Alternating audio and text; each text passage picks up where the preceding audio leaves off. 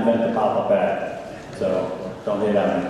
But we did do a lot of invention for advertising on the web that keeps that content free. But today I'm finding the best, which is helping people make good decisions. But I'm not going to talk about that.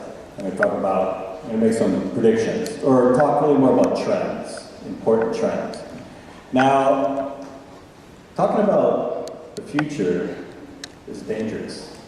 And about 20 years ago, our company invited this futurist in to talk to us. And he made this prediction. It was down in Atlanta. This was probably 1994, and the Olympics was going to come to Atlanta in 1996. And he was telling us about this technology he had forecasted where you could smell what was going on in the Olympics. And every bar that you went into and watched the Olympics, you'd be able to smell. And everyone in the room was going, wow, that is really, really cool. That's going to be big. It's going to be huge. I'm like, raising my hand. He goes, yeah. I said, I don't get it, man. That's just stupid. Who wants to smell an athlete? I mean, I used to wrestle. That position, that is not a good place to be. And he was completely wrong. And it reminded me, because who saw the Google April Fool's joke? It was this. It was the smell technology. There it is, 20 years later, and it's just still a silly concept. So with that, I'm going to talk about the future. So in 20 years, you can laugh at me. How wrong I am. Or not. So why are trends important? Trends is what's going to really drive your future. The tough part, though, is that you can't tell the noise or a fad from a trend. That's the really tough part. I was pretty lucky in life. I dropped out. I was going to go pursue my PhD, and the day I got into PhD school, I decided to go pursue the personal computer. Personal computer was brand new, and I had this theory that I was one of the few guys that worked on mainframes, which cost $10 million, and then I worked on a mini computer, which cost $100,000, and then I went down and worked at IBM as an intern, and here's these personal computers that cost $2,000, and they could do everything these other machines did. So I'm like, this is going to be big. I'm going to go after this. So pursued the PC market, and then back in 1995, the internet was by no means a foregone conclusion, and it was a real risk. I told people I was going to go pursue the internet. Like, huh? And so how did I figure out the internet was going to be big? I framed it this way. First time I saw the web, it was terrible. It was 2,400 baud. It was really bad. But then I looked at it, I saw it about 38.4 baud, and I'm going, wow. Someday, everyone in the world is going to have access to all the world's information for free.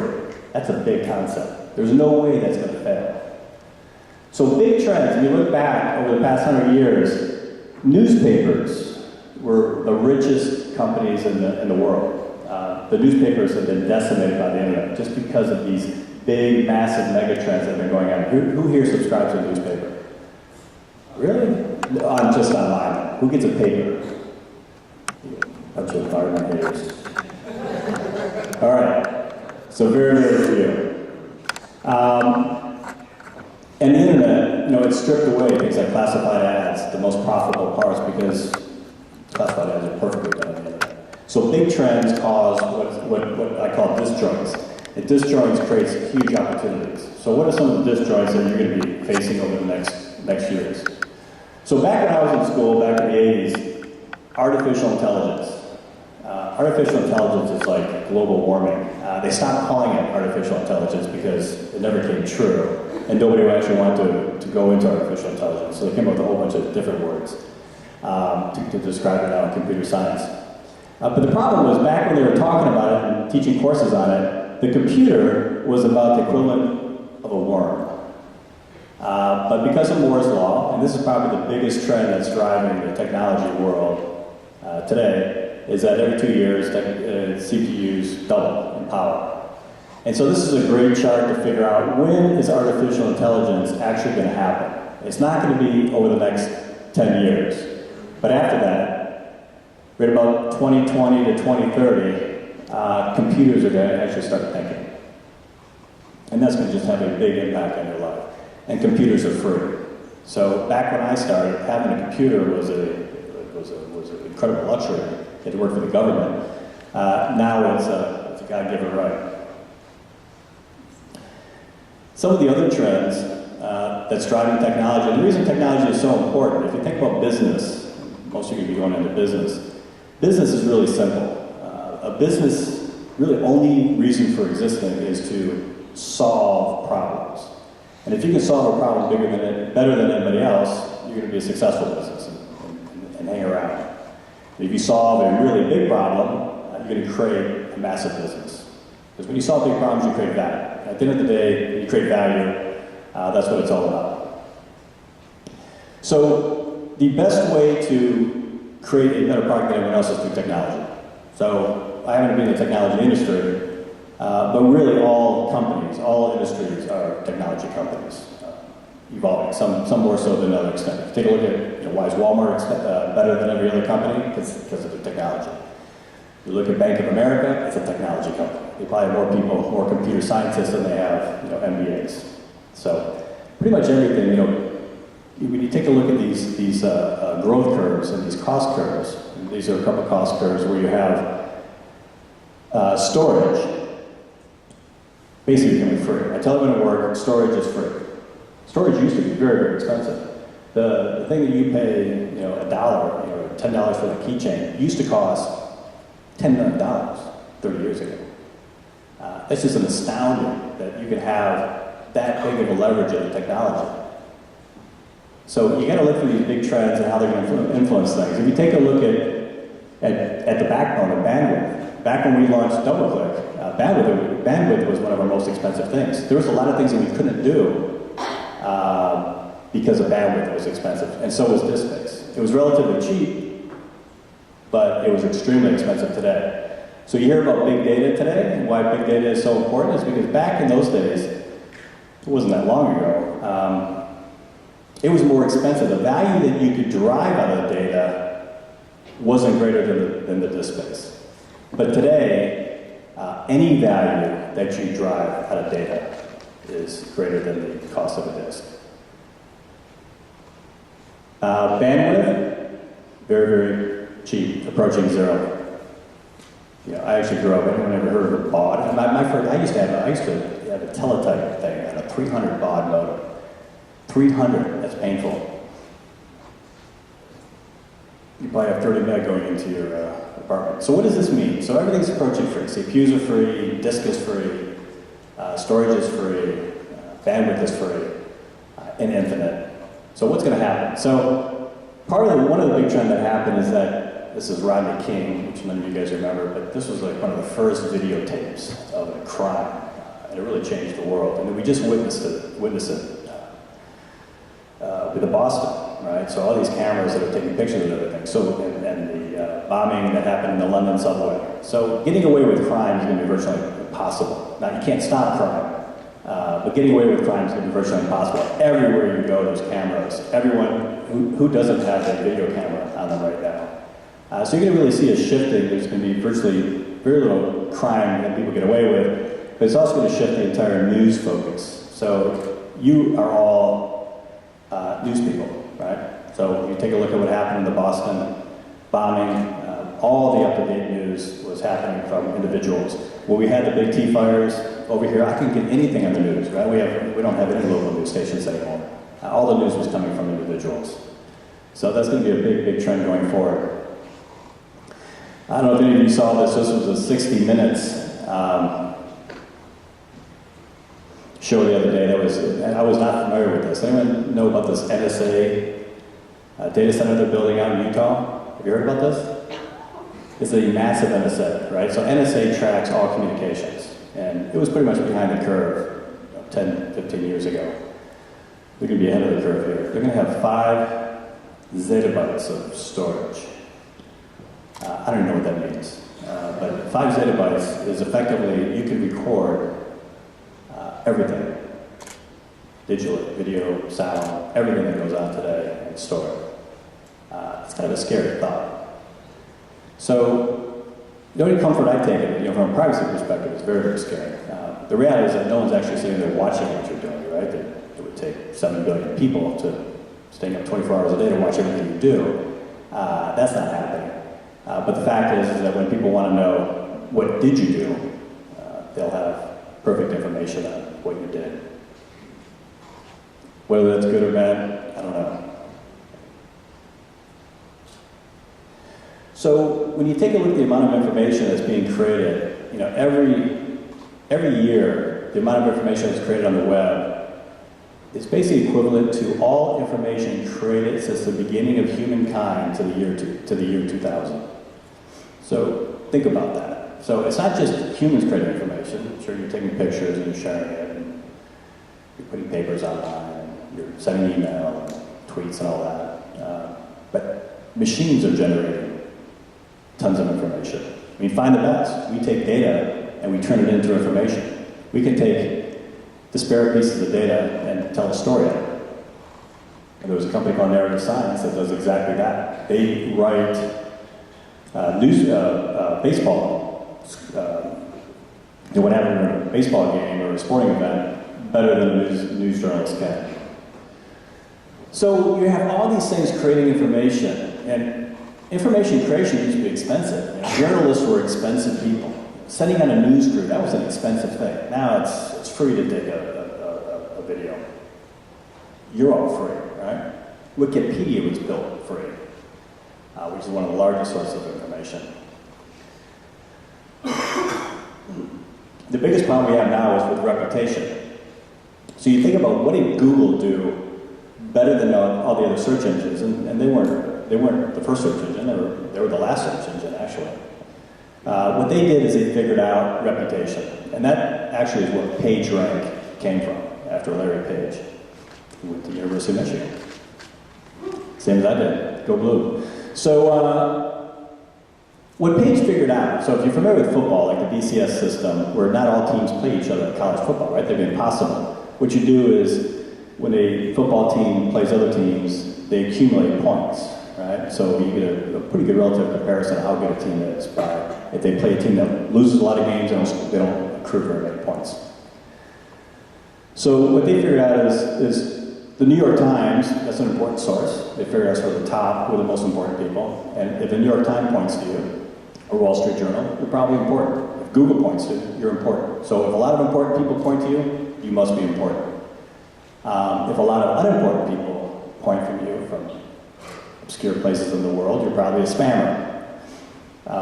And so information reputation is going to be very, very important. The next one that is going to be coming is what are these sources of information? And I think over time, what we're going to see, you guys are already building reputation right now. I mean, when we hire people, we look at your reputation. You know, what stupid things did you post? We don't really care what you do. We all post stupid stuff. I still post stupid stuff today. But if you post crazy stuff, it's going to be used against you. So over time, people are going to develop a reputation. You're going to develop not just an overall reputation, but you're going to develop a reputation based on your area of expertise. And you can start seeing glimmers of this with LinkedIn. It's a little bit gamed right now, and I think Facebook does a terrible job with likes. Likes is supposed to be sort of a reputation builder, but it's not really. It's just completely gamed. LinkedIn, you can give people sort of, what do they call it? Endorsements, thank you. But you can start seeing that become more and more sophisticated, right? So some freshman gives me, or first year in college gives me an endorsement. It's not going to carry as much weight as if I give somebody an endorsement in digital advertising, right? So you're going to start seeing segmentation of reputations. It's going to be very, very important. So that can be very good for all of us, especially if you're really, really good. But just like in real life, it takes a whole lifetime to build up a reputation. It takes about 5 seconds to destroy it. And you see more and more of that going on the internet today, which is unfortunate. The good news is that there's so much noise, you got to do something really, really stupid to actually go viral and destroy yourself. So I'm going to talk a little bit about energy. It's a big topic, right? Green, all that stuff. We're all going to switch to solar. Windmills, ain't gonna happen. And I'll tell you why. First of all, energy underlies our entire economy. And I think we have a big trend facing us that's gonna completely revolutionize the United States and the world, and it's gonna save you guys, because you guys are in bigger trouble than you think. So if you take a look at GDP up here at the top, and you see energy growth, GDP has exceeded energy growth, but energy underlies everything that we do, right? So if you think about value creation, if you double the cost of good of energy, you're destroying value. So if you decrease the cost, you're increasing value. And everything about business, everything about life is increasing value. And the price of electricity has gone up substantially for all sorts of reasons. Regulation, this big switch to buy very expensive solar or wind energy, probably double, triple the cost of energy. That works fine when there's government subsidies, but the government subsidies are disappearing. Ethanol, the only reason we have ethanol, there's nobody in the world, even the farmers that grow corn, think that ethanol is a good thing to do.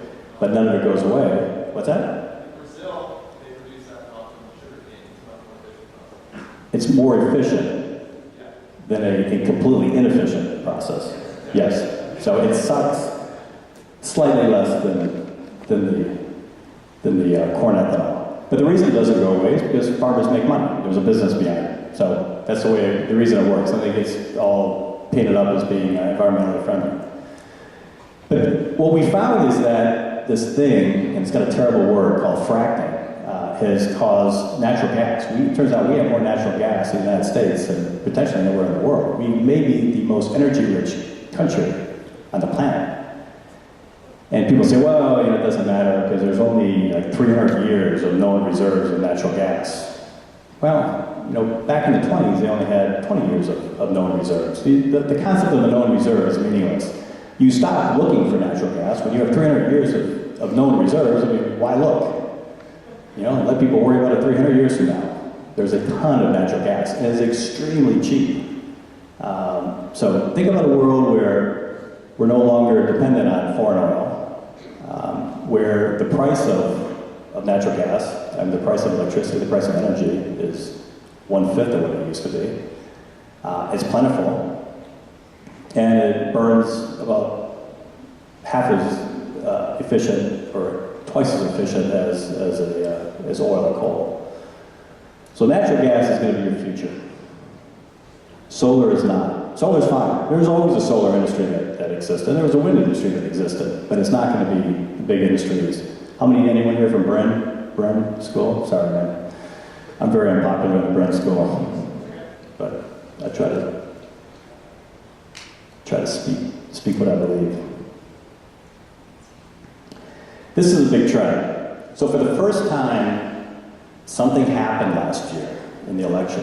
It was the first election where the majority of voters were over 50. I'm 52, so I'm in that majority. I'm at the very tail end of the baby boomers. That is very, very bad for you. Because we've already done this to you. Our generation is basically screwed your generation. You just don't know it yet. We've racked up $17 trillion in debt. And we're not going to pay for it. You're all paying for it.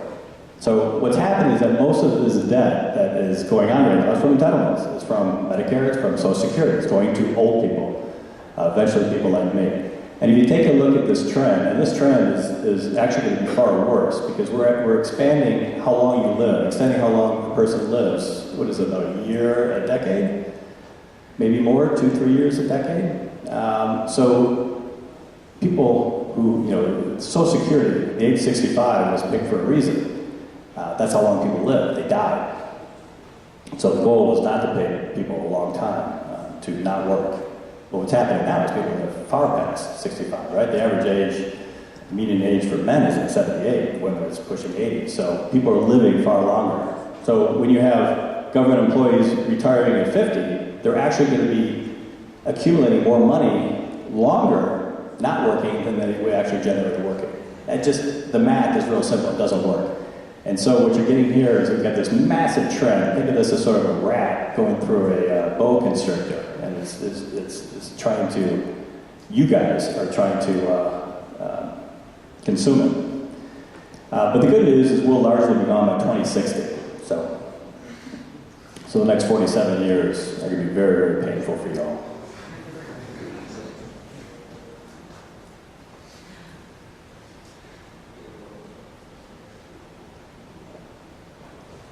try not to get too political here, but this is the debt slide.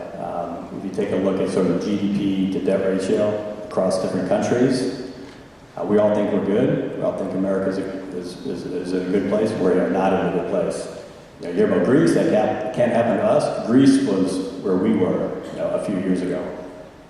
It's like, oh, geez, Italy, Portugal, UK, we're not that bad. It's like, we are. We actually have a massive amount of debt, and that debt's not going to go away. Shockingly, Japan is by far the worst.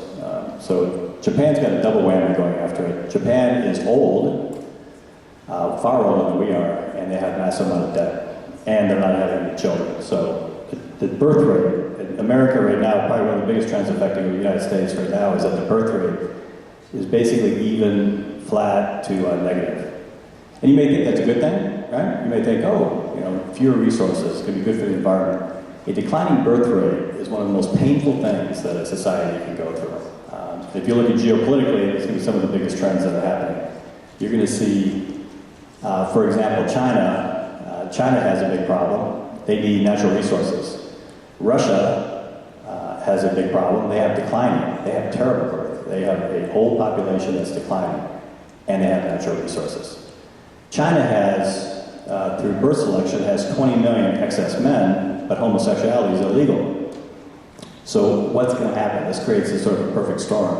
You can't have 20 million men doing nothing but testosterone. 20 million men that can't do anything cause wars when they need natural resources. So I suspect over the next 10, 15 years, you're going to see a massive, massive war. Something happened between China and Russia.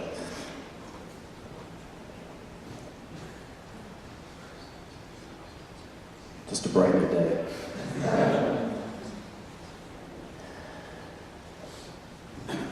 So, this is pretty much the conclusion. Signal Through the Noise. There's a great book by Nate Silver. Totally ripped off the title from him. I don't know if you've read it, but it's called The Signal Through the Noise. Very, very interesting book, which is really trying to figure out cause and effect. Right? Statistics and trends are very, very powerful things, but they're also very dangerous things because people often attribute something that's correlated to actually having a cause. I tend to be very, very skeptical about stuff. So when I hear about, something causes cancer, no, it doesn't. Probably doesn't. I've seen it come around so many different times. So it's very good to be skeptical about stuff. You don't have to be the first person to identify a trend. You don't want to be the last person to identify a trend. You want to be very early on. You want to have enough of the signals to start bleeding through from the noise, and there's plenty of noise. And to try to figure out what is going to be a long-lasting trend that's going to affect your career, your family, where you live. I love Detroit. I went to the University of Michigan. I grew up in Detroit. I love Detroit because the trend was very clear. It was an ugly trend. It was a trend that it was a city, it was a state that was on the verge of collapse, and it was unstoppable. So I love it. So the better you are identifying trends, the more successful you're going to be. And then just my final push. We're looking for great people to hire, so if you want to check out Find the Best of Jobs, that's my only advertisement. So with that, love to open up with questions, ask me anything you want. If you think I'm full of crap, if you want to be the guy that, you want to be me 20 years ago, so what the hell are you talking about? Go for it. I have a general question about the slide about debt node. About what? The debt trend slide. Oh, the debt trend? Yep. Everyone's debt. It wasn't a trend, but... Or, it said debt trend at the top. Oh, I'm sorry. So it has every country there, and they all have various amounts of debt. And I'm wondering, if everybody's in debt, who is all this money owed to?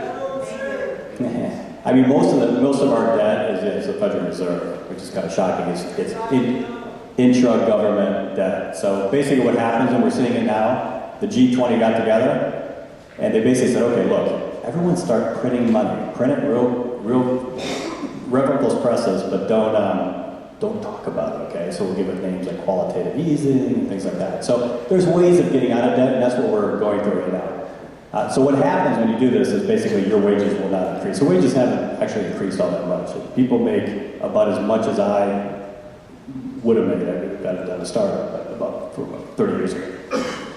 Income is not raised. Now, what's positive, though, is the quality of products has gone way, way up.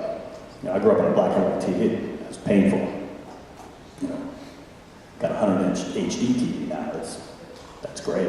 I've got a smartphone. I had a rotary dial. That was horrible. I still remember growing up and parents, long distance phone call. Everyone would stop. You'd rush. You'd sprint to the phone. You don't even think about long distance anymore. It's free.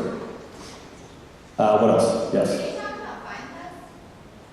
You want me to talk about Find This? Talk about your company.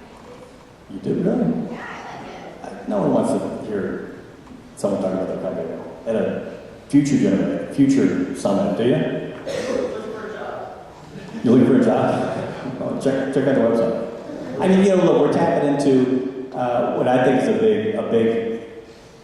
big trend, which is vertical search. That's what Find the Best is tapping into. So vertical search. So Google's great for finding any needle in a haystack. Sometimes you want to be able to narrow your domain, like colleges or grad school or nursing homes or CRM software, and then compare things and analyze things. Sort of like Kayak. What Kayak did for travel, we're doing for the other 1,000 big major decisions in your life. That's our focus. What else? Anything else? I don't know, we're doing out of time. We got 30 seconds. Or no? Yes? Wasn't the Reinhardt Rogoff study that showed this problem with debt to GDP recently disputed for an Excel error?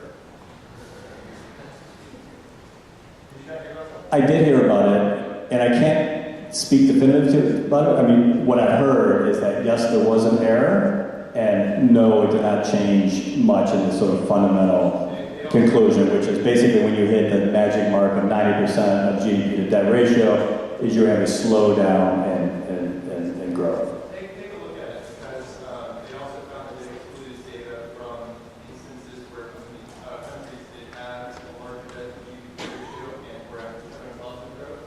Yeah. Being interested in numbers. Yeah, but I think at the end of the day, this is the signal to the noise. It's all bullshit. I mean, if you just use common sense, look, if you have massive amounts of debt on your country. I'm not arguing. No, I know. I'm not calling you out. We have a huge number of a huge amount of debt either, but I think that the basic backbone of that argument is But so here's what basically is done. The whole Keynesian thing. And this is always astounds me that anyone ever bought the Keynesian thing. But if you put $1, the government spends $1, it generates $1.50. So if that's true, we would have an infinite amount of money. It's not true. So a lot of what you're going to do is really look at these things. and there's so much noise, especially coming out of Harvard. Anything coming out of Harvard economists, I immediately discount to zero. University of Chicago, yes, sir.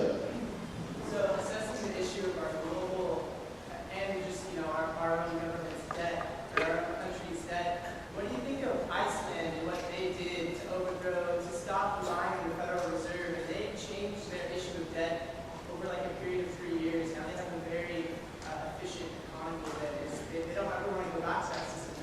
They're doing better than many countries in Europe, doing better than us. And they just made a collective decision to not have to rely on a privately owned institution to get their money from. So I'm just wondering what your thoughts are on that. Boy, that's a big one. Iceland, I think, is a great example of, I would equate Bitcoin. And I think it's a great lesson. Bitcoin or gold or anything else. People think that, what is the intrinsic value of anything? And Iceland ran up astounding amounts of debt. They were taking the money, they were lending it to the rest of Europe. It was insane. And it doesn't work. I'm getting yanked. So, I forget the book. It's a great book. It's a very interesting thing, but I don't think that has anything to do with government. That was people giving Iceland, putting money into the Iceland bank so they could turn around and lend it. It was moronic. It's a country of 56,000 people or something like that. And they had it lending money, in the hundreds of billions of dollars. So, thanks.